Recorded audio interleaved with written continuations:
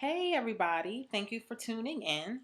Welcome to the Coil Connection, a natural hair salon YouTube channel. My name is Shakira, and I wanted to really create this channel because I noticed that there is a small sample sized amount of information out there for people who are interested, curious, or about to start their own hair salon journey, especially in the natural hair world. There isn't a lot of resources out there for people who are interested in knowing the hows, the whys, the backgrounds, and all of that particular information for starting a hair salon. Especially in our world, the natural hair world. So I want it to be a resource. Eventually, once our salon is open, we will show, tutorials and educational videos and styling videos and just fun videos. But right now, I wanted to start off with the maybe not so fun part, which is the planning process, the organizational process, the financial process, all of the things that goes into actually making a successful business, especially in the hair world. Because far too often, we have in this industry, we've got a large percentage of creatives and not the same on the business side. So that has created this stigma that you go into a salon and they're not very professional, they're not very organized, but they can do some daggone hair, right? So we have people who are accustomed and think it's the norm to sit in a salon for 8 hours. That's not normal. And not to talk bad about anybody who is in that situation, whether you're a stylist or not, but it's not normal. And I don't believe that, you should be subject to that. So that's another topic, but that is one of the things we'll talk about in this vlog. So again, welcome. This particular video is mainly for people who are either interested in starting their own salon or just curious on how do you do it, there are people out here. When I got the idea that I wanted to open up my own hair salon, it was daunting. There's a lot of information in terms of this is what you need to do, but there's not a lot of information on how do you go about doing it. And a lot of people in this industry believe for pay for play, and you gotta pay for knowledge, and that is facts. But I also believe that by giving this gift, that it will come back to me in some type of way, and I'm not looking for it. It will when it will. So my partner Dash and I, my business partner Dash and I, who you'll meet in another video, we decided to branch out on our own. I have been in the hair industry for 9 years. And Dash is probably about the same. I went to a Paul Mitchell school, so in no way, shape, or form was I educated on our natural hair.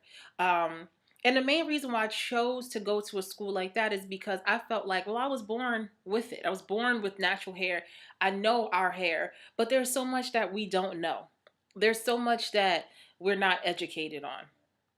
There's very little information out there for us to take advantage of. And it's very important that you get mentors. It's very important that you pay attention and take notes. And it's very important that you ask questions. Don't be afraid. The worst they can tell you is, oh, we don't know, or we don't want to give it to you, or whatever. Most people are not going to say that, but it's so important that you put yourself in a situation so you can be the most educated before you make these decisions. So forget all that. Let's get started, okay? So this first video is really going to be about doing the background work, asking yourself the right questions, and then getting started with the right way. Okay. So the first thing I want to talk about is, as a hairstylist, you have to ask yourself, are you actually ready to open your own salon? So a lot of the times there's a lot of hairstylists who jump from chair to chair, or salon to salon. They've had bad experiences. They have unprofessional leadership, or ownership, management, whoever. You have drama, things of that nature. So sometimes people go, you know what, forget this, I'm just going to open up my own salon. I don't want to deal with the drama. I don't want to deal with people not knowing what they're doing. I don't want to deal with this location, whatever it is. I can tell you right now that's not enough. I can tell you right now that that's not, that could be a reason, but it shouldn't be your number one reason why you want to open your own salon. So I had decided that I wanted to open up my own salon because in my heart I knew it was time. Excuse me. I knew that there was no time like the present. I knew that I had put the work in. I have done the research. I have done all that is necessary and paid my dues. And I felt that I was mature enough and responsible enough to actually open up my own salon. I had ideas that I didn't want to share. I wanted to do it for myself. And genuinely, I love working for myself.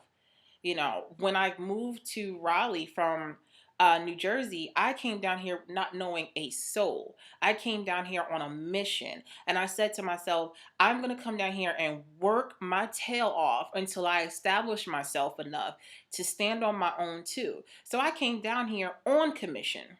As an experienced stylist, I came down here on commission. I came down here humbling myself and learning from the owners of the salon that I work at now, you know. And I came there with an open heart and an open mind, willing to learn, willing to listen, and not saying, well, I've been licensed for, I'm not, you know. No, check your ego at the door. That's first and foremost. Once I built up enough clientele through Instagram, through referrals, through the salon itself, walk-ins, all of that stuff, once I built up enough clientele, I said, okay, now I'm ready to take it to the next step, which was booth rent. Not opening a salon. So booth rent was the next option. I did that in about, I would say 8 months, 8 months or so. I was ready, and that's not really normal. I would say roughly a year to a year and a half, you can gauge yourself and see how steady your clientele is, see the flows, and you can give yourself a full calendar year, because then you can compare January to February, February to March, and then you can see, oh, my slower times is this year, this time of year.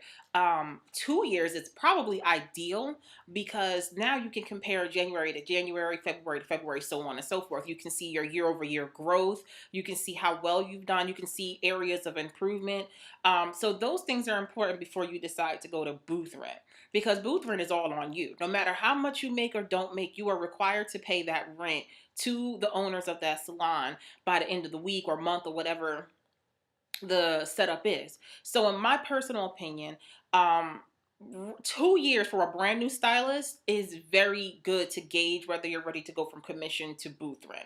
Some people are faster because, hey, you know what, they popping, they popular, they're doing what they do, and they're learning and they're taking classes and they're forever improving, and you can do that really fast. So you have to ask yourself, what is my experience level, and be honest with yourself. Compare yourself honestly. You have to. You need to look on Instagram and Facebook and Google and see, compare your two strand twist to somebody else's two strand twist. I don't care if it's the person next to you. If you know deep down in your heart that you need some more work on that particular thing, then do it. Do the work. Humble yourself and do the work. Um, Whatever it is that your area of expertise is, you need to be able to conquer that and master it to the point where you can teach others with confidence. That's when you know you're ready to move on to another level. So, experience is extremely important to ensure that you are a leader in your area of expertise. And as a sidebar, I also want people to understand that you cannot um, learn too much. So just keep that in mind. Um, what about your clientele? Do you have loyal clientele? Compare your week over week. See how many clients you average on a weekly basis, and then add that money up. How much did they spend with you? And then average it out. How much do I make monthly? Now take away your expenses. Now see how much you have left over. Now, if that equals and you have a nice cushion left over, you're probably ready for booth rent. When it comes time for you to own your own salon, that is a decision you have to make within yourself. You need to be sure that you can handle all that comes with opening a salon, and I will cover those things in another video. So the main thing is, are you ready? And once you decide, you know what, I am ready. I've done booth rent for a year. I've done commission for 2 years. I've got 3 years in this salon, and I'm just giving numbers. You don't have to follow that to a T. My retention rate is awesome. And when I say retention rate, that's your ability to maintain your clientele. So when you get a walk-in, are they coming back? Are you giving them the business cards? Are you booking an appointment as soon as they get before they leave the salon when they're visiting with you?